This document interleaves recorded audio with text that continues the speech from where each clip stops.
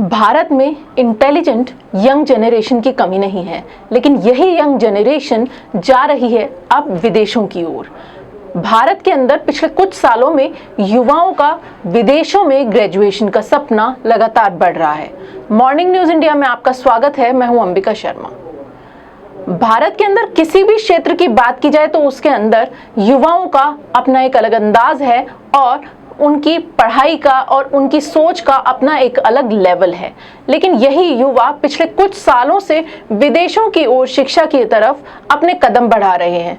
भारत के अंदर से पिछले 5 से 10 सालों के अंदर बाहर जाने वाले, विदेशों में जाकर पढ़ाई करने वाले युवाओं की संख्या लगातार बढ़ रही है और इसी युवाओं की संख्या के बाहर जाने के कारण ही बाहर की जो यूनिवर्सिटीज हैं वहां पर भी इन युवाओं के आने को देखते हुए कई सारे कोर्सेज को बढ़ाया जा रहा है।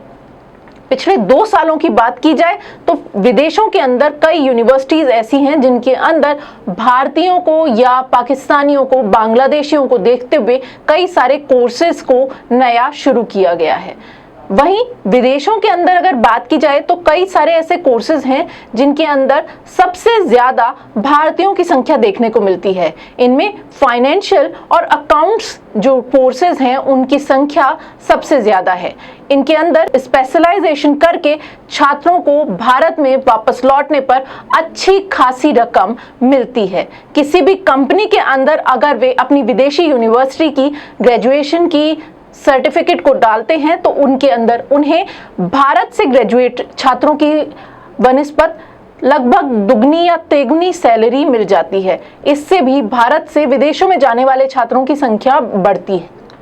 वहीं विदेशों के अंदर अगर बात की जाए तो भारत से जो विदेशों में जाने वाली कंट्रीज हैं वो है UAE, Australia, United Kingdom, Canada, New Zealand, Malta. इन सारे देशों के अंदर जो भारतीय छात्र हैं वो सबसे ज्यादा जाकर एजुकेशन लेना पसंद करते हैं। वहीं दूसरी ओर अगर बात की जाए तो अकाउंट्स और फाइनेंशियल इस फील्ड को छोड़ दिया जाए तो इंजीनियरिंग और मेडिकल की डिग्रीज लेने वाले छात्रों की संख्या भी विदेशों में कम नहीं है।